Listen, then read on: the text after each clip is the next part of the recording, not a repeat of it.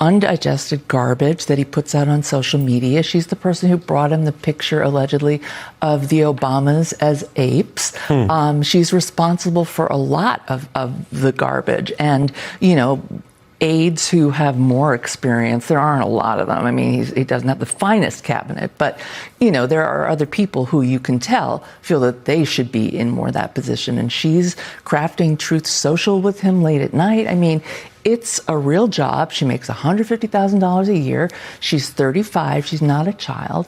And, all this insinuation, it's really his people who've made it, or who made, Senator Ossoff's funny comments into something kind of dirty or perverse. But that's not what he said, and that's not what I think. I think she's the human binky, the human blanket. I think she's the nurse. She's not the mistress. However she feels, I don't know. It may be just affectionate for an older man. But I think he needs that kind of loyalty, and he also needs that kind of love, basically, sent back to him. And then, constantly printing out. I mean, it's just so bizarre. Printing out Twitter posts, etc. It's just like she has a lot of control over his mind space, such as it is. Yeah, I mean, you hear when we talk about IRL in real life. Yeah, IRL. This is someone who lives. A lot of his mental focus is online and on the vanity projects, according to the New York Times. Sure. While everyone else has to suffer, as I put it, with the IRL punishment, unlike the Greek myth. She spoke at the 2020 Republican convention. Let's take a look. Yeah. You see, Mr. President, you've done so much more than your promises made and promises kept. For numbers only tell part of the story. We are the rest of it. Facts with faces of Americans who would still be forgotten if you and our favorite First Lady hadn't given up your own wonderful life so we could have the chance at one. That's sort of the talking points. There's an almost sort of messianic quality to the way she casts him. Right. And again, staying on the substance, that's not how the public feels. This is the highest disapproval he's ever had. Right, and it keeps climbing. Based on what people feel is that their lives are harder. Right. And that he lied, and that he doesn't even try. I mean, we're in the media. We know how it works. You want to show that you care about high prices. One of the things you do is you hold a high prices related event every Monday. Right. In different parts of the country. And it's your way of saying, hey, I'm flying out to here to show you I care, even if you don't move the prices. Right. They don't even do that. No. And I know you wanted to talk about what David Axelrod argued, which is he said, basically, this Ossoff comment could have been done better. The two words with Natalie seemed unnecessary. They distracted from the power of the message. John Ossoff drove the news cycle, not only with those two words, but they contributed to it. John Ossoff is emerging as the single best critic of Donald Trump. The president sleeps through his meetings. He wants to build his ballroom and travel with Natalie on their apparently defenseless flying palace gifted by the Emir of Qatar. Democratic Senator John Ossoff name-checked Trump aide Natalie Harp in that campaign speech, which attacked Trump on several fronts. But what you heard there, that brief reference, clearly upset Trump the most. It set off tons of coverage in serious outlets, from the Times to the Journal, big headlines. Now, is this kind of a media frenzy in a summer lull? Or did President Trump break his own PR rules by clearly overreacting to an attack, which lets opponents define the topic for once? Or is there something odd and potentially substantively revealing here? Well, we do know some facts. Harp is a trusted aide with a somewhat vague portfolio. She has the access of top Trump advisors like Stephen Miller, and she is involved with Trump's online posts, really acting more as an amplifier than any kind of filter. And that could be part of her close tie to the president, because he certainly posts a lot online. But, of course, there are other aides who hold titles that are higher than that in that portfolio, like running digital and social media. So the Harp-Trump relationship has gotten more attention lately. You can see them interacting behind the scenes in this film. How many people are watching? Can we tell how many, Dan? How many people are watching? She's talking about how great San Francisco was before she destroyed it. The things of which she complains.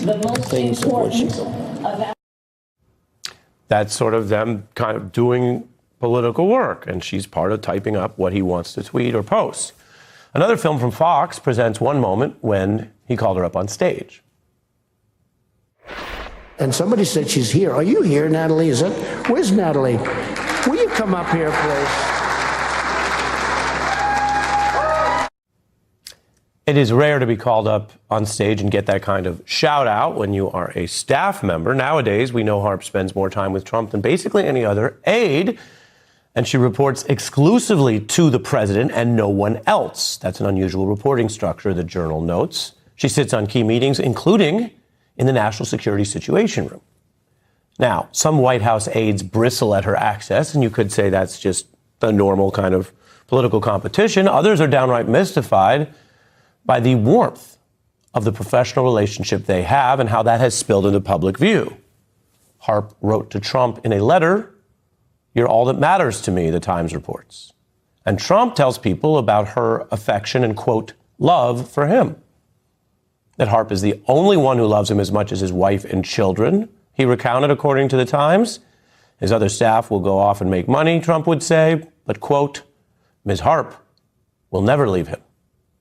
In another one of those letters, she wrote, "I want things to always be right between us. I also know I've been distracted all week, forgetting to eat throughout the days, even forgetting to sleep, and only catching a couple hours at a time," she explained to her boss, signing it with all my heart, Natalie. If Trump is taking any of the varied criticism he faces very personally these days, it appears to be on this topic. Mr. President, yesterday John Ossoff said you'd rather travel with your aide, Natalie Harp, and build the ballroom. Sarah Matthews, you are one of what was actually a pretty large group of young, smart women who went to work for Donald Trump in the first term. I've never heard him defend you or Cassidy Hutchinson or any of the other women from that first term. What do you understand about his relationship with Natalie Harp?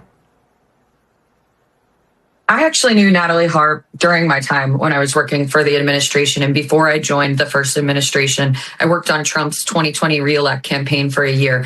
And Natalie Harp was a campaign surrogate for us because she was a benefactor of Right to Try.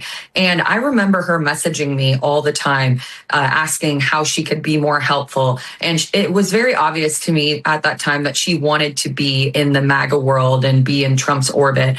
And obviously, over time, she has now risen the ranks to be one of his closest aides. She is someone who has the ear of the president. And she serves as an executive assistant for him, but also she is one of the gatekeepers of information for him and controls his social media. So that is something that he only entrusts with very few people. So it shows the level of trust that he has in her to me. But we also have to highlight that because she has access to his social media, she is the one that's feeding him some of these nasty things that he has posted. For example, I think of that racist video that he posted of the Obamas depicting them as monkeys. That was reported to have come from Natalie Harp. So she's feeding him AI slop in addition to lavishing him with praise and feeding him positive tweets and news articles to boost his ego. And I think that's why he keeps her so close, is because she is this a sycophant who is so obsessed with him that it alarms Secret Service, but he likes the way that she makes him feel. And so it was interesting to me to see Republicans jump to the conclusion that Senator Ossoff was insinuating an inappropriate or sexual relationship between the two. When I look at the relationship between the two, and I just think there's something weird going on in the sense of her extreme devotion, borderline obsession with the president. And I think that a lot of aides who are working in Trump 2.0 feel the same. And how do I know that? Because yes, publicly they're defending her. But in that New York Times article that Maggie Haberman put out today, it said that Natalie Harp is described as a loner within the White House. And so I do think that there are a lot of people who actually look at her obsession with him and think that it's a little odd. And that's saying something for an administration full of sycophants. Well, I mean, what's interesting to me is that these stories can only be known on the inside, right? Like the letters have been shared with journalists, and the Secret Service concern has come out because someone shares the concern. And I just want to read some of the things that have come out about the relationship. This is from the New York Times. As long as Ms. Harp is around, Trump enjoys an unvetted flow of information, some of it poisonous and counterproductive, at least as far as a number of his other advisors are concerned.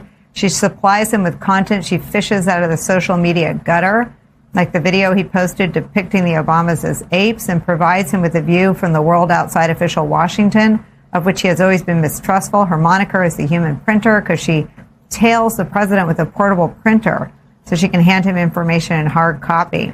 She's a platinum blonde geyser of positivity, there to buck him up when the going gets rough. She believes, or at least vehemently claims to believe, that he totally won the 2020 election.